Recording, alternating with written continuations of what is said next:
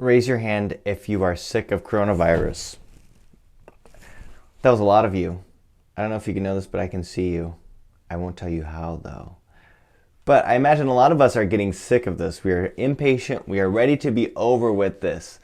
It's like we've been put in this time that we just have to endure it, and we're really being tested in our ability to be patient and to persevere. Well, I think in many ways can identify with the Israelites who have waited for the Savior to come, who are waiting in expectant hope and can't wait for the Messiah to come, and they hope and hope and hope that it may come in their lifetime. And so I think in some ways we can identify with the people to whom St. Paul is speaking in our first reading today from the Acts of the Apostles.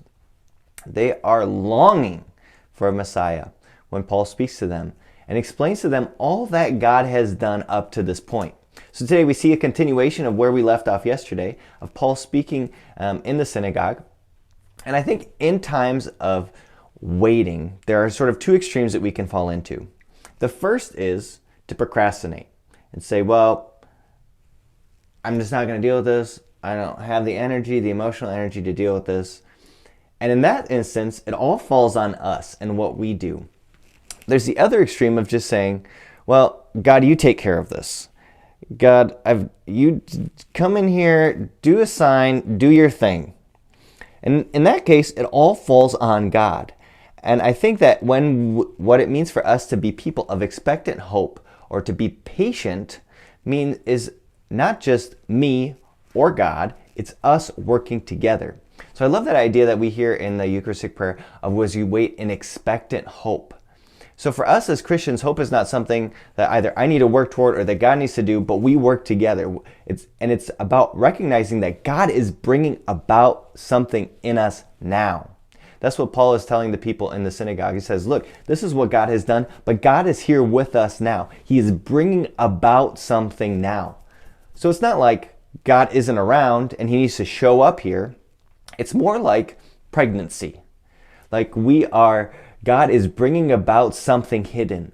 We don't quite know what this baby is going to look like, what it's going to be. So too for us during this time of patient waiting, maybe we too, like pregnancy, are changing. Maybe we're getting a little bigger, right?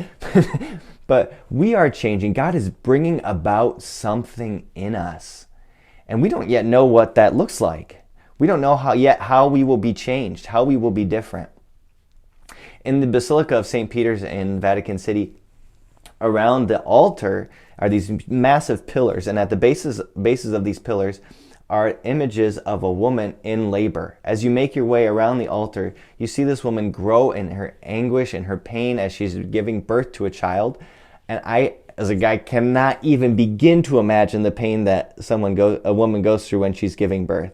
And yet this most painful experience is what is most life-giving, is what brings about new life. So as you make your way around this altar, around these pillars, we see this woman growing in her anguish until finally at the last pillar, we see not just her face, but the face of a baby, bringing about a new life present with us.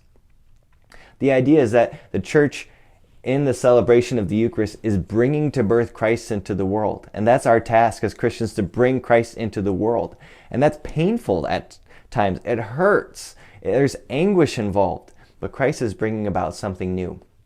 So, as we reflect on Acts of the Apostles today, and Paul who reminds us that Christ is with us, that this expectant hope isn't just something that's going to happen in the future and that's something we can put off, but Christ is present to us today, bringing about new life today. What is Christ bringing about in your life today? What is being born in you through him today?